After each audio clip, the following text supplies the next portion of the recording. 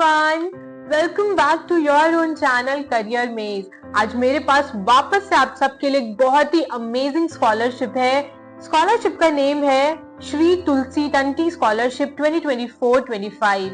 ये आपको बहुत ही अच्छा स्कॉलरशिप अमाउंट प्रोवाइड करने वाली है। 1,20,000 स्कॉलरशिप अमाउंट है एंड इसमें ग्रेजुएशन वाले बच्चे, 9th-10th के बच्चे और डिप्लोमा वाले स्टूडेंट्स भी एलिजिबल हैं।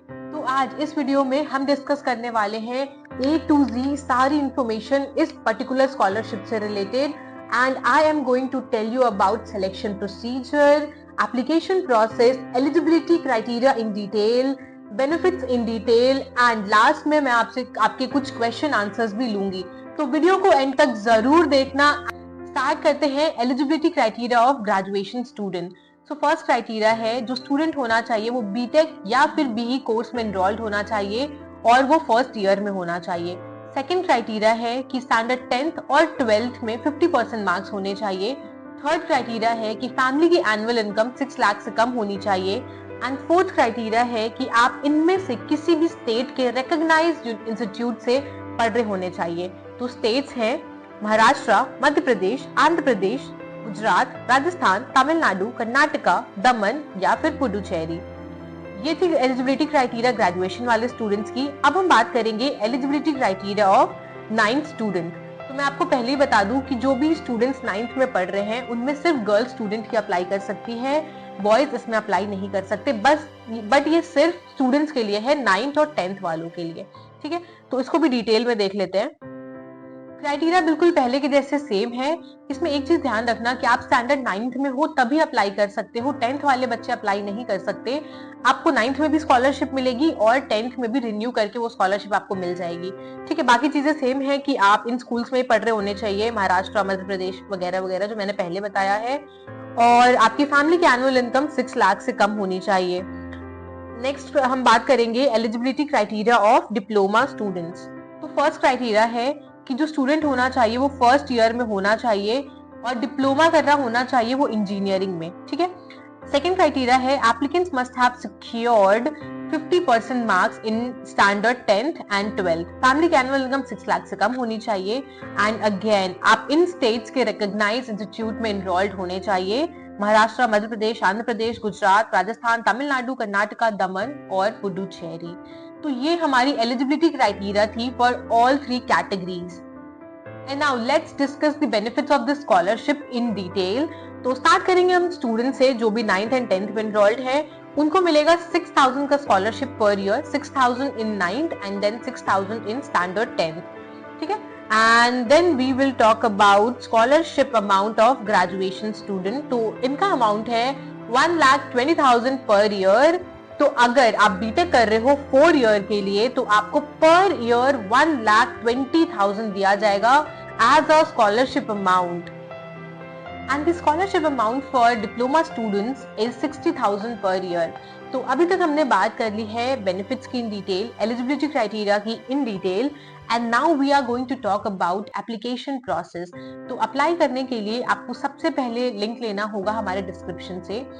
लिंक पे क्लिक करोगे, स्क्रॉल डाउन करके नीचे आना, आप जिस भी कैटेगरी में फॉल करते हो उस लिंक पे क्लिक करना, अप्लाई नाउ दिख रहा होगा आपको, वहां पे आपको क्लिक करना होगा। आप इस वाले पोर्टल पे लैंड करोगे, यहाँ पे आप डिटेल्स चेक कर सकते हो। ये सारी डिटेल्स मैंने आपको बता दी हैं, तो आप इसको पढ़ना चाहते हो तो पढ़ सकते हो। अदरवाइज आपको यहाँ से करना होगा स्टार्ट एप्लीकेशन। तो ये आपको लैंड कराते हैं इस वाले पोर्टल पे। यहाँ पे आपको करना होगा अपना आधार वेरीफाई, आप उसको कर सकते हो। उसके बाद आप जैसे आधार वेरीफाई करोगे, यहाँ पे आपका एप्लीकेशन फॉर्म का जो विंडो है वो खुल के आ जाएगा।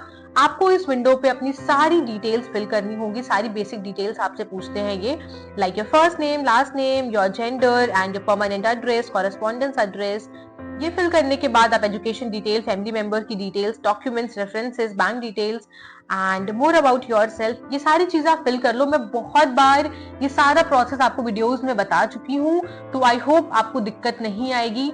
अगर आपको दिक्कत आती है तो प्लीज हमें कमेंट सेक्शन में जरूर बताना, हम वापस से एक सेपरेट डिटेल वीडियो इस पे बना सकते हैं। ठीक है, आप यहाँ पे सारे चेक्स करके सबमिट कर सकते हो अपना एप्लीकेशन फॉर्म। बट एक चीज गाइस, बहुत ध्यान रखना कि जो भी डिटेल्स आप डालोगे वो प्रॉपरली डालना, कंप्लीट डालना एंड जो भी डॉक्यूमेंट्स आप अपलोड करोगे वो डॉक्यूमेंट्स पूरे प्रॉपर होने चाहिए, ऑथेंटिक होने चाहिए। तो अब हम डॉक्यूमेंट्स की लिस्ट की बात भी कर लेते हैं कि कौन कौन से डॉक्यूमेंट्स आपको इसमें अपलोड करने होंगे। फर्स्ट डॉक्यूमेंट है proof of identity and address, तो आधार कार्ड लगा दोगे, हो जाएगा आपका काम। सेकंड है करंट ईयर का एडमिशन प्रूफ, इसमें आप लगा सकते हो फी रिसिट, एडमिशन लेटर, इंस्टीट्यूशन का आइडेंटिटी कार्ड या फिर बोनाफाइड सर्टिफिकेट, इनमें से कोई एक डॉक्यूमेंट आप लगा देना। थर्ड है marksheet of the previous year, आपका जो भी प्रीवियस ईयर था 12th का तो उसकी मार्कशीट आपको लगानी होगी। क्लास 10th एंड 12th की मार्कशीट लगाओगे। फैमिली इनकम प्रूफ आपको लगाना होगा, इसमें से कोई एक प्रूफ आप लगा सकते हो। Income proof issued by gram panchayat, income proof issued by tehsildar या फिर बीडीपी फॉर रूरल एरिया में अगर आप रहते हो तो वहां पे आपको तहसीलदार से मिल जाएगा। Certificate from concern authority for income from agriculture, horticulture या फिर वेटनरी सोर्सेस से आपको अगर सर्टिफिकेट मिलता है कोई भी इनकम सोर्स का तो वो आप लगा सकते हो। आप एफिडेविट लगा सकते हो अगर आप ऑर्फन हो या फिर सिंगल पेरेंट चाइल्ड हो तो उस केस में आप ये लगा सकते हो। और आपको लगाना होगा last 3 month salary slip, ITR या फिर फॉर्म 16। अगर आपके पेरेंट्स जॉब करते हैं कहीं पे और उनको मंथली स्लिप मिलती है, आईटीआर या फिर फॉर्म 16 मिलता है तो वो आप लगा सकते हो। आप लगा सकते हो बीपीएल या फिर आपका राशन कार्ड, तो इनमें से कोई डॉक्यूमेंट आप लगा सकते हो एज योर इनकम प्रूफ। ठीक है, नेक्स्ट डॉक्यूमेंट है bank account details of the applicant या फिर पेरेंट। स्कॉलरशिप का जो अमाउंट है वो आपके अकाउंट में आने वाला है, तो अगर आपका खुद का अकाउंट है तो आप डाल दो या फिर अगर आपके पेरेंट का अकाउंट है तो आप वो मेंशन कर सकते हो। लास्ट है पासपोर्ट साइज फोटोग्राफ, तो आपको अपनी पासपोर्ट साइज फोटोग्राफ लगानी होगी। ये थी बेसिक डॉक्यूमेंट्स की लिस्ट, आपको ये प्रॉपरली अपलोड करना होगा। अप्लाई नाउ वाला जो पोर्टल था ना आपका एप्लीकेशन फॉर्म वाला, वहां पे आपको ये सारे डॉक्यूमेंट्स डॉक्यूमेंट वाले सेक्शन में अपलोड करने होंगे। आई होप इतनी डिटेल्स आपको क्लियर है, राइट? तो चलो अब हम बात कर लेते हैं सिलेक्शन प्रोसीजर की। बहुत ही ज्यादा जरूरी है ये जानना कि आप सेलेक्ट कैसे होगे और आपको क्या क्या करना पड़ेगा। आप अप्लाई तो कर दोगे बट ये जानना जरूरी है ना कि आपको सेलेक्ट होने के लिए क्या करना होगा, तो वो भी देखते हैं डिटेल में। नंबर 1 स्टेप है कि आपको जो भी डिटेल्स आपसे पूछी जा रही है वो प्रॉपरली फिल करनी है एंड स्पेशली जो आपसे पर्सनल इंफॉर्मेशन पूछी जाएंगी, सब्जेक्टिव क्वेश्चन जो है उसको डिटेल में और सोच समझ के आंसर लिखना होगा क्योंकि उससे ही आपका फर्स्ट लेवल क्लियर होगा। ठीक है, सेकेंड लेवल जो है उसमें एलिजिबिलिटी क्राइटेरिया के बेसिस पे शॉर्टलिस्ट किया जाएगा और इकोनॉमिक स्टेटस के बेसिस पे सेलेक्ट किया जाएगा। थर्ड स्टेप में आपका डॉक्यूमेंट वेरीफाई किया जाएगा। मैंने आपको पहले भी बहुत बार बताया है कि डॉक्यूमेंट प्रॉपरली अटैच करना, अगर डॉक्यूमेंट में कुछ भी प्रॉब्लम आती है तो आपको रिजेक्ट कर दिया जाएगा। ठीक है, फोर्थ स्टेप में फाइनल अप्रूवल लिया जाएगा स्कॉलरशिप प्रोवाइडर से, तो जो भी स्कॉलरशिप प्रोवाइडर है स्कॉलरशिप के उनसे अप्रूवल लिया जाएगा कि ये बच्चे ने डॉक्यूमेंट डाला है, ये डिटेल्स फिल करी है, क्या हमें स्कॉलरशिप प्रोवाइड करनी चाहिए, वो अप्रूव कर देते हैं। उसके बाद फाइनली आप स्कॉलर बन जाओगे और आपको स्कॉलरशिप अमाउंट दे दी जाएगी। सिलेक्शन प्रोसीजर की भी बात हमने कर ली है, तो अब हम बात करते हैं आपके कुछ क्वेश्चंस की। तो ये वो क्वेश्चंस हैं जो आप जनरली हमसे स्कॉलरशिप वाली वीडियोस में पूछते हो, तो हम उसको इस वीडियो में केटर कर रहे हैं। बट अगर आपको और भी कोई डाउट हो तो आप हमसे कमेंट सेक्शन में या फिर इंस्टाग्राम पे पूछ सकते हो। तो नंबर 1 क्वेश्चन जो मुझे लगता है कॉमनली पूछा जाएगा वो ये है कि दी क्या अगर मैं 10th की स्टूडेंट हूँ तो उसमें अप्लाई कर सकती हूँ? तो आंसर है नहीं। अगर आप 9th की स्टूडेंट हो तभी आप इसमें अप्लाई कर पाओगे। 10th वाले बच्चे अप्लाई नहीं कर सकते। 9th वाले बच्चों को 10th में स्कॉलरशिप दी जाएगी बट 10th के बच्चे अप्लाई नहीं कर सकते हैं। नेक्स्ट क्वेश्चन जो कॉमनली आएगा वो ये है कि स्कॉलरशिप अमाउंट को कहाँ कहाँ यूटिलाइज कर सकते हैं। तो जितने भी एकेडमिक रिलेटेड एक्सपेंसेस हैं आप उनमें अप्लाई यूज कर सकते हो, जैसे कि स्टेशनरी खरीदने में, फी में, और भी जो भी एकेडमिक रिलेटेड एक्सपेंसेस होते हैं आप उनमें इसको यूटिलाइज कर सकते हो। ओके, नेक्स्ट क्वेश्चन है कि अगर मैंने अपना एचएससी या फिर 12th प्राइवेट इंस्टीट्यूट से किया है तो क्या मैं इसमें एलिजिबल हूँ? बिल्कुल, अगर आप सारे एलिजिबिलिटी क्राइटेरिया में फिट बैठते हो तो आप इसमें अप्लाई कर सकते हो। कूल। 9th वाले बच्चों का ये कंसर्न हो सकता है कि अगर हमारे 8th में 40% मार्क्स है तो क्या मैं इसमें अप्लाई कर सकती हूँ? तो बिल्कुल आप इसमें अप्लाई कर सकते हो। 9th वाले बच्चों के लिए कोई भी स्कोरिंग क्राइटेरिया एज सच नहीं है।